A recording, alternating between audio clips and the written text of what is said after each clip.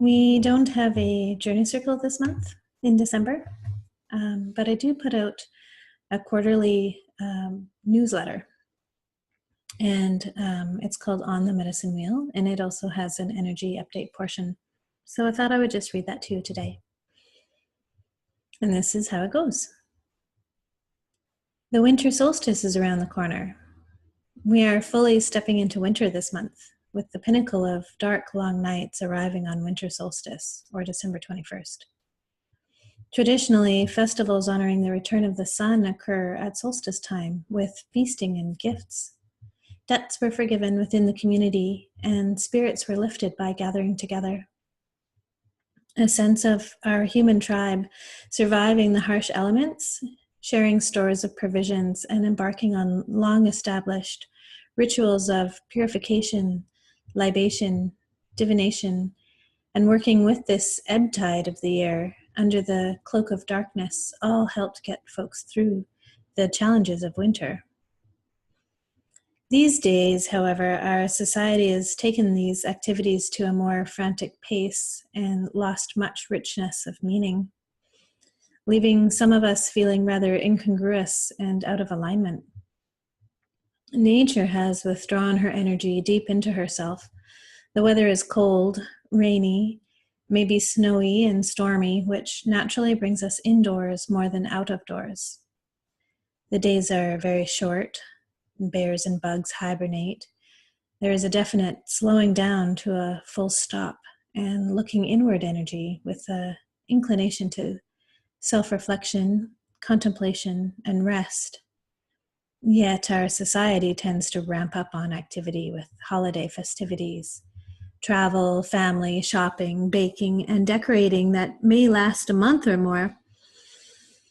This time of year in many medicine wheels is depicted in the north and is related to both destruction and creation. It is a place where we sit in the silence of darkness, feeling out what is coming on the wind, the time to observe. Night-seeing creatures guide us here, or sometimes those with ultra-sensitive sensory. It is also the place of storms, harsh lessons, tough love, and the medicines of wild woman, crone, hag, goddesses such as Kali or Ankaliak, guides for death and dying. In my lineage, it is also the place of the warrior, one who knows when to unleash fury and when to wait, hidden, quiet, observing.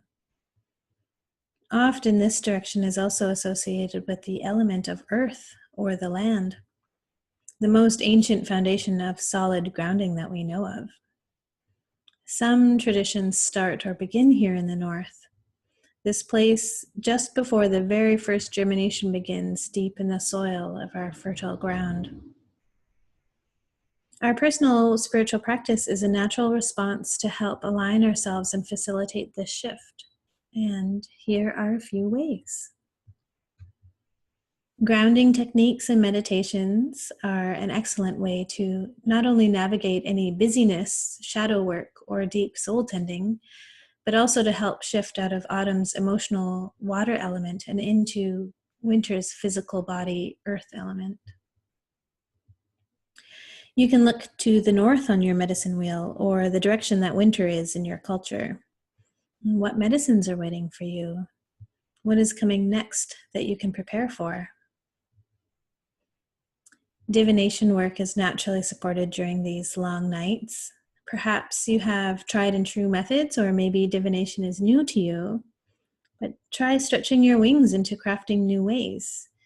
Tasseomancy, or tea leaf reading, is a lovely, casual, and social form of divination. Or perhaps casting stones or bones, known as claromancy, has a pull to you to try out. An easy method uses your favorite go-to sacred books.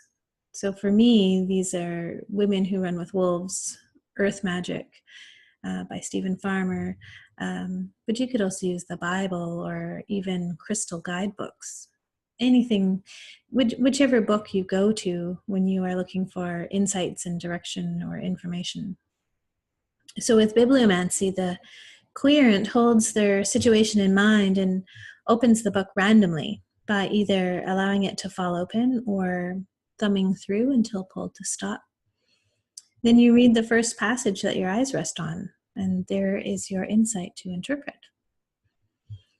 You may find a shift into easier dreaming work, shamanic journeying, knowings, creative writing, and art. Many of us feel this sometimes uncomfortable shift away from this during our active, embodied spirituality of outgoing summer. And so if this is the case for you too, you can enjoy this welcome return. And so that is the energy update portion of the newsletter.